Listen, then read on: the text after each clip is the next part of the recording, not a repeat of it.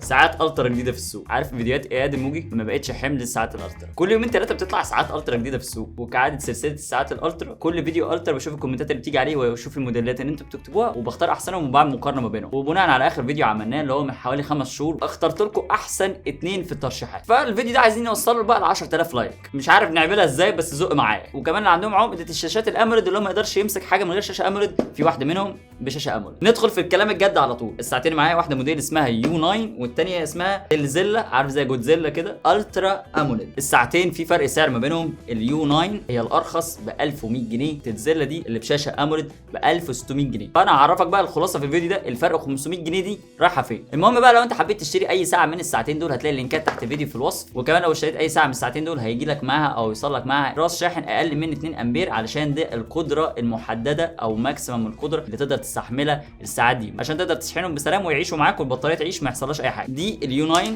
ودي التلزيلا، وفكك من تلزيلا دي يسميها الترا اموليد. ودول الساعتين. مش عارف واخد بالك ولا لا، او اول ملحوظه ان حجم الشاشه هنا اليو 9 اكبر من الالترا اموليد، ده اول اختلاف. الشاشه هنا انا ما اعرفش نوعها ايه بالظبط، لكن هنا الشاشه دي اللي احنا عارفين منها اللي هي اموليد، وكمان حتى تلاقي فيها الاولوز اون ديسبلاي اهي، لكن دي ما فيهاش اولوز اون ديسبلاي. فاول اختلاف الحجم هنا اكبر، وحجم الشاشه كتوتال اكبر. هنا حجم الشاشه اصغر وحجم الساعه ككل اصغر. وكمان هتلاحظ كمان الحواف شبه ما فيش حواف، هنا الحواف اكبر بكتير. فالاقرب للشبه والحجم هي اليو 9. الكواليتي الشاشه والوان الشاشه وسطوع الشاشه الالترا اموليد. شوف انت بقى هتروح لايه. الاثنين بصراحه كبيلد كواليتي ممتازين ومتقفلين من تحت المسامير، والبيلد كواليتي محترمه جدا. كمان الاسترابات خامتها محترمه، وكمان فيها ستراب لوك علشان ما يطلعش زي ساعه ابل بالظبط. وبالنسبه بقى موضوع الاسترابات، الترا اموليد لما تفتح العلبه بتاعتها هتلاقي معاها 3 استرابات، استراب برتقاني واسترابين اسود، واحد نايلون وواحد جلد. طبعا 500 جنيه انت بتدفعها زياده مش في الهوا. شاشه اموليد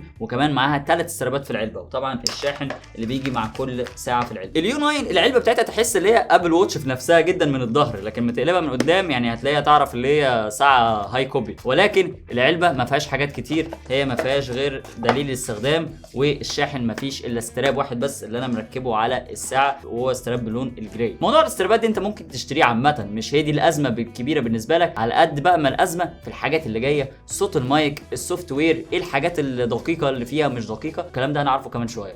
شكلك نسيت تعمل لايك، اخبط لايك للفيديو كده وكمل معايا. بالنسبه للسوفت وير، اثنين بيدعموا موبايل ابلكيشن بتلاقيه على الاندرويد وهتلاقيه على اي او اس. الالترا اموليد بتشتغل على ابلكيشن اغلب الساعات الالترا بتشتغل عليه اسمه وير فيت برو، ده اغلب الساعات الالترا بتشتغل عليه. ولكن اليو 9 بتشتغل على ابلكيشن لوحدها اسمه ام اكتيف برو. سوفت وير الساعتين يعتبر متقارب من بعضيه شويه، بس تحس اللي هو انضف واشيك شويه على الالترا اموليد. تحس ان السوفت وير اشيك والشاشه ناعمه قوي كده، انعم بصراحه. فريش ريت بتاع الشاشه ابطا، هنا تحس ان الموضوع انعم شويه. مش هيبان في التصوير قوي، كده كده انا بصور ب 24 فريم فمش هيبان قوي في الفيديو، لكن هيبان قدام عينك. هنا تحس الريفريش ريت اعلى من الشاشه دي. كمان كواليتي الالوان والسطوع الاموليد اعلى بصراحه.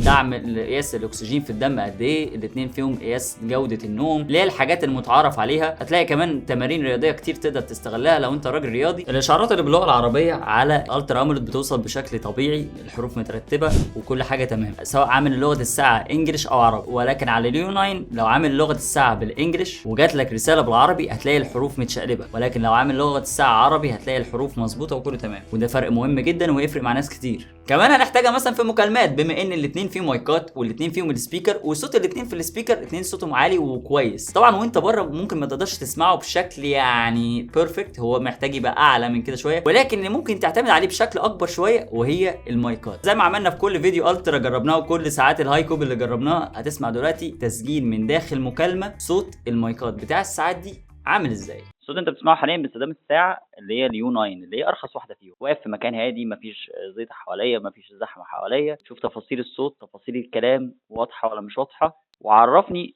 تحت في الكومنتات تقييمك للساعه دي او الصوت المايك ده كام من 10. وهتسمع تقييمي دلوقتي في الفيديو. مساء الفل. الصوت اللي انت بتسمعه حاليا ده باستخدام الساعه الاموليد الترا او الالترا اموليد. ركز في الصوت كويس، انا يعتبر في مكان هادي، مفيش زيطه او زحمه حواليا. اهم حاجه يوصل الصوت كويس والحروف تبقى واضحه، كلام يكون واضح للطرف الثاني اللي بيسمعني. وتكتب لي تقييمك تحت الفيديو في الكومنتات وهشاركك انا بتقييمي دلوقتي في الفيديو. زي ما انت سمعت كده، هستنى تقييمك تحت الفيديو في الكومنتات. هتسمع بقى انا تقييمي دلوقتي. بالنسبه لي بصراحه الاثنين ممتازين، كواليتي صوت في مكان هادي، ان المايكات يطلعوها بالكواليتي دي بالسعر ده، عايز اقول لك ده حاجه كويسه جدا. في ساعات بسعر اعلى ما بتطلعش الكواليتي دي. طول ما انت في مكان هادي هتلاقي الساعات دي شغاله معاك كويس، هتقدر تسمع اللي انت بتكلمه بشكل كويس، واللي انت بتكلمه هيسمعك من خلال المايكات بتاع الساعات دي بشكل كويس. طيب حاجه مهمه جدا، البطاريه والاستخدام بتاع كل ساعه. اللي دامت اكتر معايا شويه الالترا اموليد، دامت حوالي من 3 ل 4 ايام، ولكن اليو 9 مع استخدام مكثف ممكن يومين وشويه وتبقى محتاج تشحنه. زي ما قلت لك في اول الفيديو، لو حبيت تشتري اي ساعه من الساعتين دول هتلاقي اللينكات تحت الفيديو في الوصف، كمان هتوصلك معاهم راس شاحن بدعم القدره بتاعه شحن اي ساعه منهم، فما تنساش تستخدمه وما تستخدمش اي راس شاحن تاني عشان ما تبوظش البطاريه. في النهايه الاثنين ممتازين. شوف انت البادج بتاعتك والفلوس بتاعتك قد ايه، 1100 لليو 9، 1600 للزيلا دي ولا الترا اموليد ولا ايا يكن اسمها ايه، بيجي معاها 3 استرابات، دي بيجي معاها استراب واحد، دي بشاشه اموليد، دي بشاشه عاديه مش اموليد. البطاريه كعمر اطول شويه في الالترا اموليد، اقل شويه في اليو 9. الاثنين كل حاجه فيهم تقريبا، كل السنسورات وكل الحاجات وكل التمارين الرياضيه اللي انت ممكن تحتاجها، بوصله ما اعرفش ايه، كل الكلام ده. رابط الشراء هتلاقيه تحت الفيديو في الوصف، وما تنساش ان انت معدي كده تكتب لي تحت الفيديو في الكومنتات الساعات اللي انت عايز تشوفها الفيديو اللي جاي، وتعمل لايك للفيديو ده. عايزين نوصله 10000 زي ما قلت لك اول فيديو. بس كده يا سيدي، اكون انا خلصت، اشوفك على خير